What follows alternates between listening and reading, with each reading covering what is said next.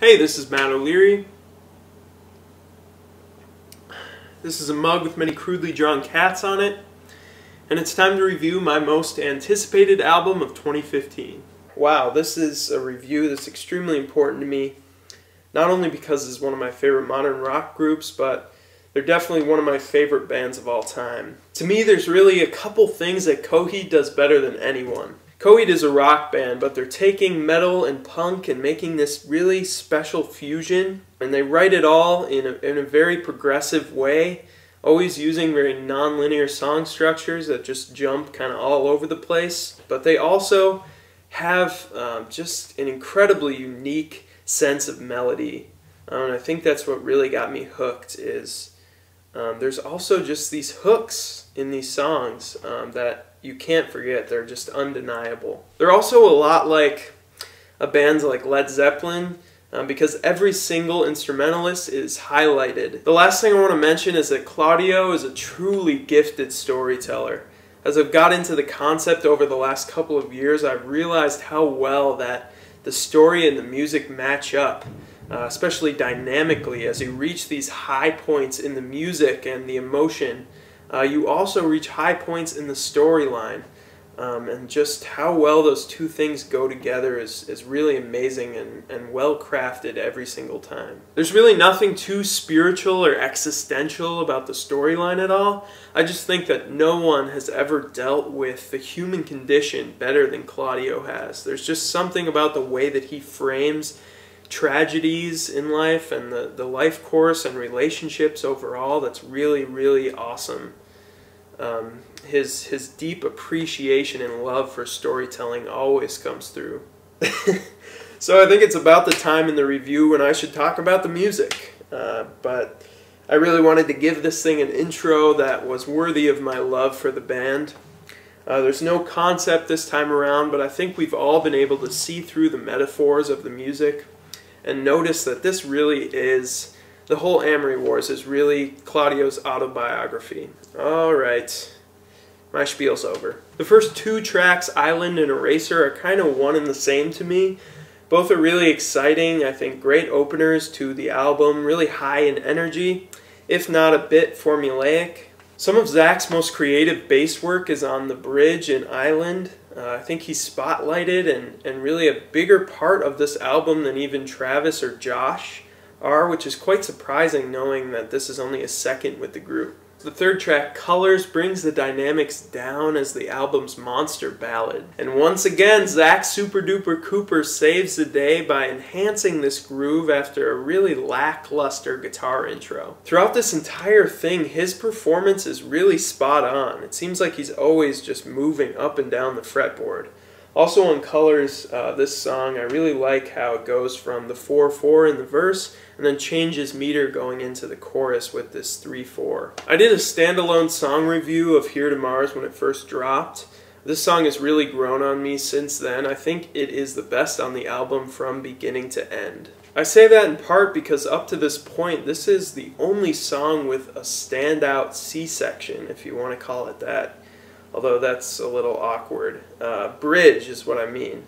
A bridge that keeps the energy going and doesn't, stall things. I feel like on these first three tracks especially, the creativity of the songwriting on the bridge is very low, and the song just loses momentum in that section. And like I said, this bridge just really builds, and it's probably the climax of this entire album as it explodes and the synths are blaring. It's really just one note actually, but then you got Zach, doing his riffs, and it's probably the best moment on the album as far as energy goes. Calling Chandra as Burning Star, it's gotta get you. The next song, Ghost, is a reflective and stripped down acoustic song, probably one of the deepest lyrically. I think it's Claudio hoping that he can be a better parent than his parents were for him, and not just follow in the example of their ghost. But this is a perfect example of my biggest issue with this album. I think the performance by Claudio and the production is excellent. His voice is deep and resonant, and the guitar is raw but really rich. However, it's just two chords the entire time. And that's probably why he cut it so short, because it fizzles out so quickly. I just think that the standard of creativity and progressive songwriting is not there for this one. Ghost definitely has a Prizefighter Inferno vibe, so fans of Claudio's side project will definitely appreciate this song. However, I listened to My Brother's Blood Machine the other day, and this just not as interesting. And Atlas, instant Coheed classic. This song rocks hard. The instrumentals are on point. The progression is unique and ever-changing, and the lyrics are fantastic. I love the thought of little Atlas, Claudio's son, growing up and really grasping the emotional depth of this song and his dad's whole predicament with going on tour and being away from him, but knowing that in the end that he was guiding him, that his love was still there and they were still connected in that way. Atlas has that anthemic and full blast ending that Coheed is known for. Claudio's high range really shines in this song. Next is Young Love and You Got Spirit Kid, which I also did an individual song review of. Personally, I skip them every time I listen to this. There's just something so bland and predictable about this formula. The lead guitar line on Young Love just feels completely uninspired. Alright, it's time to talk about The Audience, a song that Coheed fans will truly, truly love, especially if you loved kind of the metal, kind of the grimier sound on Good Apollo 1. This song has that. It's kind of going back to the old shtick in many ways. This one took a while to stick, probably as long as Gravity's Union from the Afterman, or a song like Back End of Forever from In Keeping Secrets. Not that this is in the same league as those two songs, which are probably in my top 5 all-time Coheed songs. But it's a grower. I love the fuzz and the heaviness of that lead guitar line, and Claudio's almost wicked and menacing vocal quality. It provides the same kind of satisfaction as The Suffering or Everything Evil, where the melodic payoff in the song, or the chorus in the case of this one or The Suffering, is kind of withheld until the end or the back half of the song, and then you realize the fullness of what this song has in store. And it's a great moment. I just love that about these guys, that payoff at the end of the song. My actual favorite and what I think is the most experimental moment on the album is actually around the 3-minute mark here, where the chorus kind of fades off, the instruments kind of drop out except this industrial beat, and then all of a sudden Claudio just screams, and it's just badass. It's really a face-melting couple of seconds, and I think he's giving fans hope that he still has this experimental and progressive songwriting tendency in him. It's just not necessarily coming through on this album because the intention of this album may be slightly different, more towards that modern rock sort of commercial sound. I'm really torn on the last song, Peace to the Mountain. I think on one hand, Claudio's performance, just like in Ghost, is just really intense, really beautiful, probably the best he's ever sounded. But the chorus is so middle-of-the-road alt-rock to me. It just gets really repetitive, and, I don't think 6 minutes is right for this song. I really wanted it to end around the 4.5-minute range. Up to this point, I've really included a lot of negative things about the album, a lot of criticism. That's just because I know this band so well and I feel entitled to make those criticisms.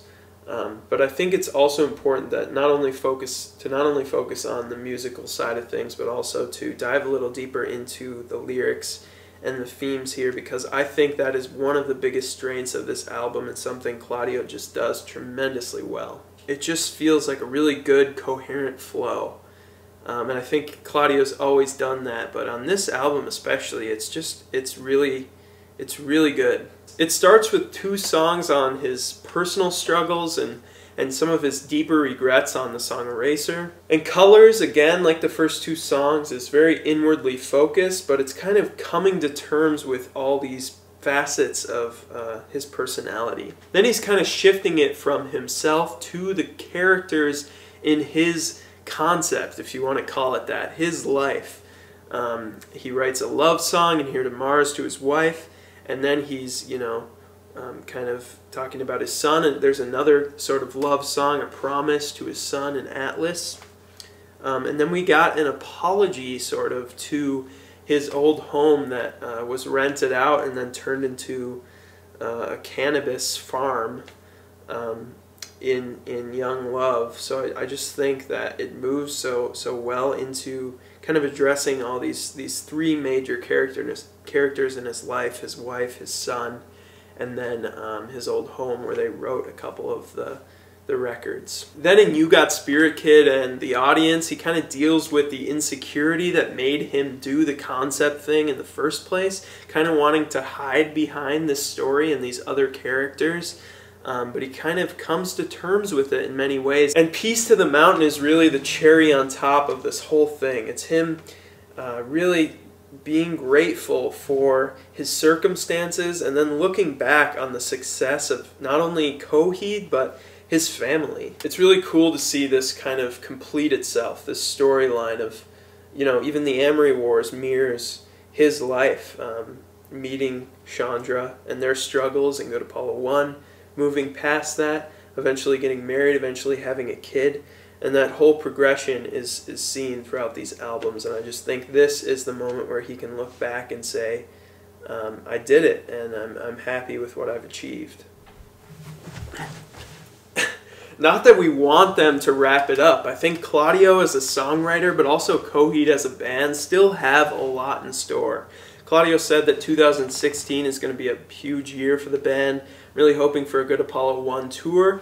I went to the In Keeping Secrets one, and also vinyl. The pressing of that would be fantastic. Again, with this album, I don't think the songwriting is kind of up to the standard of Coheed's past. It's not my favorite musically. It's not the same progressive music that I fell in love with. However, I think the production is excellent. The performances are really excellent. And the story arc, like I said, moves with the dynamics of the music really well. I got to give this thing a 7.5 out of 10. I definitely recommend it, although not as great as the older Coheed records, but I think we all are on board with that. So thank you so much for watching. Please subscribe to my channel, like this video, and comment on your favorite Coheed record or why you liked or disliked this record. Thanks.